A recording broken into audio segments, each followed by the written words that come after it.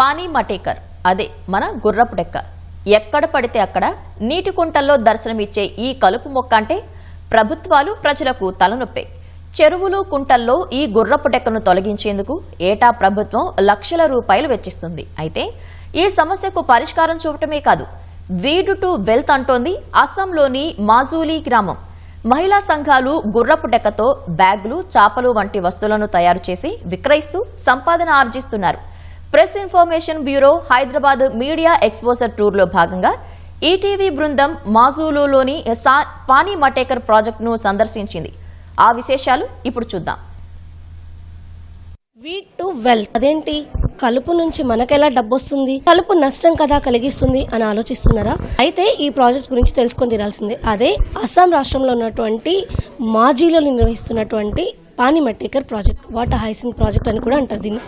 అసలు ఏంటి water హైసింగ్ project అని చూస్తే మనకి చిన్న చిన్న నీటి కుంటలు ఎక్కడున్నా సరే ఈ గుర్రపు డెక్క సమస్య ఉంటుంది. దాన్ని ఇవాళ శుభ్రం చేస్తే రేపు మళ్లీ వస్తుంది. ఈ శుభ్రం చేయడానికే చాలా ఖర్చు అవుతుందంటే అతిశయోక్తి కాదు. మరి ముఖ్యంగా జిహెచ్ఎంసీ ప్రాంతంలో ఉన్నటువంటి ఏవైతే పాండ్స్ ఉన్నాయో వాటర్ లేక్స్ లో ఈ సమస్య మరింత అధికంగా ఉంది. దీనికోసం ప్రభుత్వాలు సైతం అత్యంత ఎక్కువ మొత్తంలో ఖర్చు చేసి తరచూ పాండ్స్ ని క్లీన్ చేసే ప్రయత్నం చేస్తుంది. ఈ శుభ్రం చేయడానికి మనం డబ్బులు ఖర్చు పెడుతున్నాం, కానీ అస్సాంలో మాత్రం దీని ద్వారా చాలా మంది మహిళలకి ఒక అవకాశాన్ని కల్పిస్తున్నారు. వారు సొంతంగా ఆర్థికంగా స్వావలంబన పొందేందుకు కేంద్ర ప్రభుత్వం NRLM ప్రాజెక్ట్ తో పాటుగా అస్సాం ప్రభుత్వం సైతం సంయుక్తంగా కలిసి ఈ ప్రాజెక్ట్ ని చేపట్టారు. ఇప్పుడు మనం చూస్తున్నాం ఇదైతే వాటర్ హైసెంట్ అంటారు, ఇక్కడ పానీ మటేకర్ గా కూడా చెప్తారు. ఇది మన దగ్గర అయితే గుర్రపు డెక్క అని చెప్పొచ్చు. ఈ గుర్రపు డెక్కని సేకరించి ఇలా ఎండబెడతారు. 100% గుర్రపు డెక్క సూర్యరశ్మి కింద మాత్రమే ఎండాలి.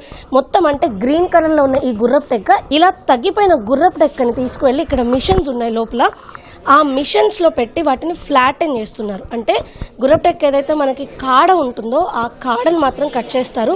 ఇలా మొక్కగా ఉన్నదాన్ని కాడ కట్ చేసి, అంటే ఎండబెట్టిన తర్వాత కాడలు కట్ చేస్తారు. ఇక్కడ మనం చూస్తున్నాం దాన్ని ఫ్లాటెన్ చేస్తున్నారు. ఫ్లాటెన్ చేసిన తర్వాత దీన్ని ప్రోడక్ట్ చేయడానికి వినియోగిస్తారు. ఇక్కడ మనం చూస్తున్నాం ఏవైతే కాడలు ఎండిపోయాయో ఈ కాడలకు ఉన్నటువంటి వేస్ట్ ని కట్ చేసి తీస్తూ ఉన్నారు అనమాట. ఇలా క్లీన్ గా ఏర్పడిన తర్వాత వీటిని ఒక్కొక్క కాడని తీసుకెళ్లి ఈ మిషన్ లో పెట్టి వాటిని ఫ్లాటెన్ చేస్తారు. అలా ఫ్లాట్ చేసినప్పుడు ఏంటంటే దాన్ని ఒక దారం లాగా వినియోగించుకునేందుకు కూడా అవకాశం ఏర్పడుతుంది. ఇక్కడ మనం చూస్తున్నాం వీటిని ఇలా మౌల్డ్ లో పెట్టి ఈ మౌల్డ్ ద్వారా వీటిని అల్లుతున్నారు. ఇటువైపు మనం చూస్తే ఇక్కడ ఆ ప్రాసెస్ నడుస్తుంది. దాదాపుగా 50 మంది మహిళలు ఇక్కడ మనకు కనిపిస్తున్నారు. వీళ్ళంతా కూడా దీన్ని ప్రాసెస్ చేసిన దాన్ని ఒక ప్రోడక్ట్ గా కూడా తయారు చేస్తున్నారు. అంటే ఇప్పుడు ఇక్కడ మనం చూస్తున్నాం ఇది ఒక బ్యాగ్ కి సంబంధించినటువంటి మౌల్డ్. ఫస్ట్ ఒక చిన్న దారాన్ని ఇక్కడ పెడుతున్నారు, దాని తర్వాత పిన్ చేస్తున్నారు. వీటిని అటు ఇటు కదలకుండా పిన్ చేసి ఆ పిన్ సహాయంతో చుట్టూ కూడా అల్లుతున్నారు. ఇలా అల్లి దీని బేస్ మనం ఇక్కడ ప్రారంభించిన చూసాం. ఇక్కడ బేస్ దాదాపుగా పూర్తయినటువంటి దృశ్యాన్ని కూడా మనం చూడొచ్చు. కలుపు మొక్క నుంచి ఇన్ని ప్రోడక్ట్స్ తయారు చేయొచ్చా అని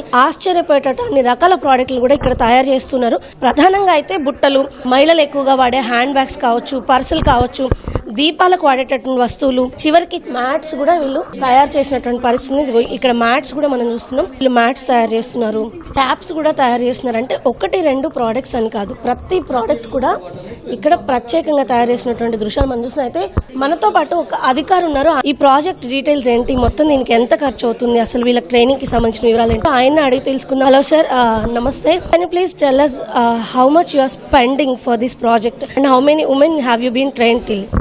Yeah, actually here around 90 women they are engaged in a water hygiene project. There are lots of members in a different places, and here's around 15 members are here. It was an 3 years based project. नेटफी का जो एक 3 साल का जो project था, उसके बाद जो हुआ completion of that project no the we SRLM Assam State Rural Livelihood से have adopted this, and after that we train up the women, and now it's happening. You can see here. How much they earn per an year or per month? Actually जो है इसका income जो है वो एक SSG member को साल में 50,000 60,000 ऐसा हो जाता है उनको। और जो मतलब जो इसको प्रोसेसिंग करने से फाइनल प्रोडक्ट तक एक ही आदमी कर सकते हैं। इसके लिए अलग अलग से कोई लोगों को जरूरत नहीं होता है। अगर एक वुमेन वो तालाब में जाते हैं तो वो कम से कम एक दिन में वो तो 200-300 सिम तो वो कलेक्ट कर ही सकते हैं। इसके बाद उसको हमारे यहाँ जैसे दिखा रहा है ऐसा आप लोग को उसको 10-12 दिन के लिए उसको धूप में सूखने को देता है। तो जब सूख जाता है उसके बाद वो रेडी हो जाता है ऐसा प्रोडक्ट बनाने के लिए। तो एक्स्ट्रा इतना कॉस्टली नहीं है कि इसको बनाने के लिए। ये प्रोग्राम स्टार्ट करके कितने साल हो गया था? अभी इसका जो है वो 2018 में भी स्टार्ट हुआ था। सो पहले शुरू किया था नेटफी ने।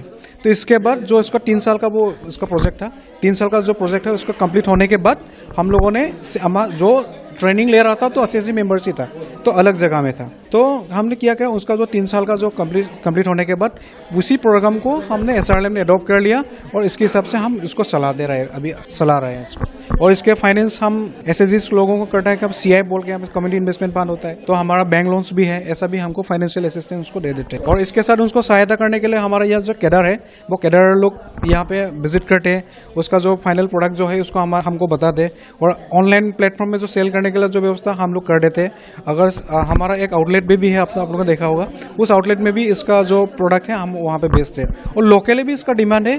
और एक हमारा रिसोर्स पर्सन भी है यहाँ पे, उनका भी एक अलग सा मतलब एक कम्युनिटी है, वो कस्टमर बेस है, तो जो उनको आता है, मतलब जो उसका ऑर्डर आता है, तो इसी वोमेंस के साथ वो जोड़ के जो कलेक्ट कर लेते हैं और वो बाहर में भेज देते हैं।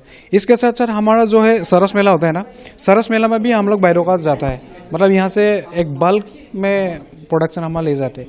What is the final project cost क्या है?